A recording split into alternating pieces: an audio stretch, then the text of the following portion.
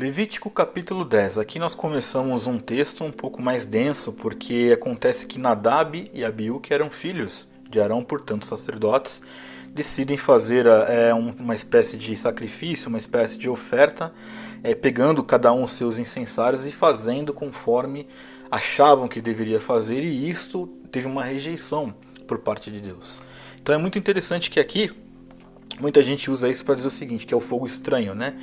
A palavra diz que cada um pegou o seu incensário, colocaram fogo dentro deles, né, e colocaram incenso e apresentaram isso diante de Deus. E a palavra também nos mostra que levaram esse fogo estranho diante da face do Senhor. É bem verdade que hoje, no nosso país, tudo que se fala, isso não agrada a Deus, as pessoas têm uma conotação bem pejorativa do fogo estranho, que resumidamente, o fogo estranho não é nada de fazer algo ocultista neste contexto bíblico. Na verdade, o fogo estranho foi que tanto o Nadab quanto o Abiú fizeram o que quiseram sem observar aquilo que Deus havia determinado. Este foi o fogo estranho. Foi agir segundo a sua própria vontade, não com aquilo que Deus tinha mandado. E aí o que aconteceu? Deus, então, ele executa os dois, ele mata os dois. E isso é uma prova muito clara que diante de Deus, aqui nesse contexto principalmente sacerdotal, não existe nenhum tipo de chancela que vai dizer o seguinte: não, esses caras aqui eu pego mais leve porque são sacerdotes. Muito pelo contrário. Deus faz isso, e aqui o que me chama muito a atenção é que Arão, aqui no final do versículo 3, que o Senhor diz o seguinte: Moisés disse a Arão: isto é o que o Senhor disse, mostrarei a minha santidade naqueles que se aproximaram de mim e serei glorificado diante de todo o povo. Porém, Arão se calou. Veja bem você. Os filhos de Arão foram mortos porque feriram a santidade de Deus. Arão não falou nada. Agora, você acha que como um ser humano, como qualquer ser humano, ele não deveria estar destruído por dentro? Sim.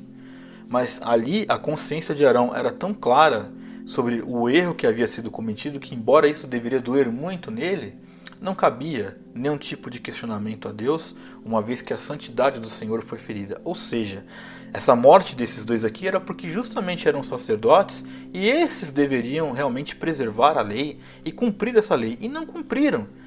E morreram. Era este o contexto desta situação aqui. E é muito interessante que então Arão ele se cala, não fala absolutamente nada. Ou seja, ele guarda para si, ele aceita dentro do seu coração o que havia acontecido, embora não tenha sido com facilidade. E a partir então do versículo 8, o que eu entendo que é muito interessante é que dentro do livro de Levítico é um momento em que Deus se dirige diretamente a Arão, sem falar com Moisés, no sentido de usar o Moisés como alguém que iria anunciar a Arão, né? Como se fosse um porta-voz. Não. E aí quando você começa a ler essa sequência, né, diz aqui a palavra do Senhor no versículo 18, o Senhor falou a Arão dizendo, e aí ele começa a pontuar.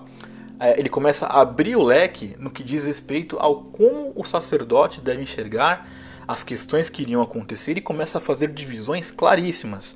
Então Deus ensina a Arão o seguinte, ele orienta Arão. Você vai entender a diferença entre o santo e o profano, você vai separar o impuro do puro, e você vai ensinar também aos filhos de Israel todos esses estatutos. E aí Deus começa então a colocar um pouco mais de responsabilidades em cima dos sacerdotes. Exemplo aqui, quando nós continuamos a leitura, ele diz o seguinte, que para os sacerdotes, no versículo 9, você e seus filhos não devem beber vinho ou bebida forte quando entrarem na tenda do encontro. Então há ali um pouco mais de exigência sim dos sacerdotes, isso está muito claro.